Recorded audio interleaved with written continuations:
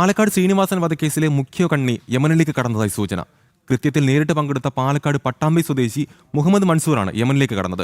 വിവരങ്ങളുമായി ജിജീഷ് കരുണാകരൻ ചേരുന്നു. ജിജീഷ്, ഇപ്പോൾ ഏറ്റവും ഒടുവിൽ പുറത്തുവരുന്ന വാർത്ത പാലക്കാട് ശ്രീനിവാസൻ വധക്കേസിലെ മുഖ്യ കണ്ണി യമനിലേക്ക് കടന്നുവെന്നതാണ്. വിവരങ്ങൾ. കൃത്യത്തിൽ നേരിട്ട് പങ്കെടുത്ത പാലക്കാട് പട്ടാമ്പി സ്വദേശി മുഹമ്മദ് മൻസൂറാണ് യമനിലേക്ക് കടന്നെന്ന വാർത്ത പുറത്തുവരുന്നത്. ഇപ്പോൾ നമുക്കറിയാം, കഴിഞ്ഞ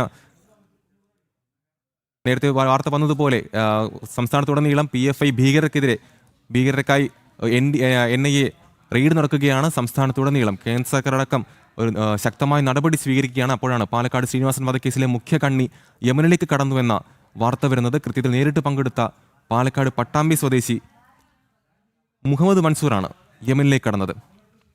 പറയൂ ജിജീഷ്, വിവരങ്ങൾ.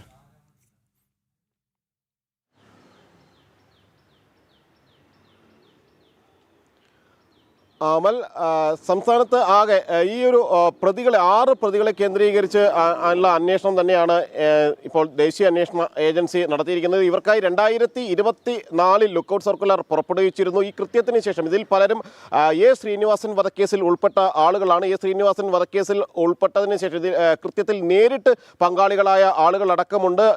ഇവരെല്ലാവരും തന്നെ ആ ഒരു ഘട്ടത്തിൽ ഒളിവിൽ പോയി പിന്നീട് വ്യാപകമായ അന്വേഷണം നടത്തി. ഇതിനിടയിൽ വിദേശത്തേക്ക് കടക്കുകയും ചെയ്തു. അതിലാണ് ഒരു പ്രതി യമനിലേക്ക് കടന്നിരിക്കുന്നതിന്റെ വിവരങ്ങൾ അന്വേഷണ സംഘത്തിന് ലഭിച്ചിരിക്കുന്നത്. ഇയാളെ തിരികെ എത്തിക്കുന്നത് അടക്കമുള്ള നടപടികളിലേക്കാണ് ഇപ്പോൾ പ്രധാനമായും അന്വേഷണ സംഘം കടന്നിരിക്കുന്നത്. പാലക്കാട് ശ്രീനിവാസൻ വധക്കേസിലെ മുഖ്യ പ്രതിയായ മുഹമ്മദ് മൻസൂറാണ് യമനിലേക്ക് കടന്നിരിക്കുന്നത്.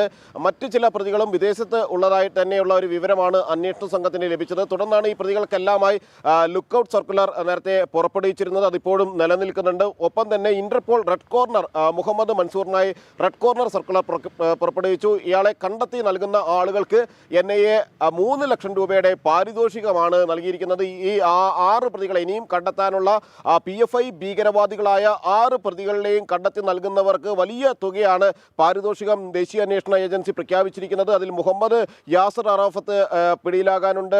അയൂബ് TA, മലപ്പുറം വളാഞ്ചേരി സ്വദേശിയായ മൊയ്തീൻ കുട്ടി എന്നിവരാണ് കേരള PFI കേസിൽ ഇനിയും പിടിയിലാകാനുള്ള ആളുകൾ എന്ന് പറയുന്നത്. ഒപ്പം തന്നെ അബ്ദുൾ റഷീദ് അയൂബ്, ഈ അബ്ദുൾ റഷീദ് അയൂബിനെ കണ്ടെത്തുന്നവർക്ക് 7 ലക്ഷം രൂപയാണ് NIA പാരിതോഷികം പ്രഖ്യാപിച്ചിരിക്കുന്നത്. അങ്ങനെ ഏറ്റവും പ്രധാനപ്പെട്ട കണ്ണികൾ തന്നെയാണ് PFI ഭീകരവാദ കേസുകളുമായി ബന്ധപ്പെട്ട് ആണെങ്കിലും ഒപ്പം തന്നെ PFI സംസ്ഥാനത്തിന്റെ പല ഭാഗങ്ങളിൽ നടത്തിയിട്ടുള്ള മറ്റ് വിധ്വംസക പ്രവർത്തനങ്ങൾ, കൊലപാതകങ്ങൾ എന്നിവയുമായി ബന്ധപ്പെട്ട് എല്ലാം തന്നെ ഉൾപ്പെട്ട നടപടിയാണ് പാലക്കാട് ശ്രീനിവാസൻ വധക്കേസിലെ മുഖ്യ കണ്ണി യമനിലേക്ക് കടന്ന സൂചന. അതിന്റെ വിവരങ്ങളാണ് ജിജീഷ് പങ്കുവച്ചത്.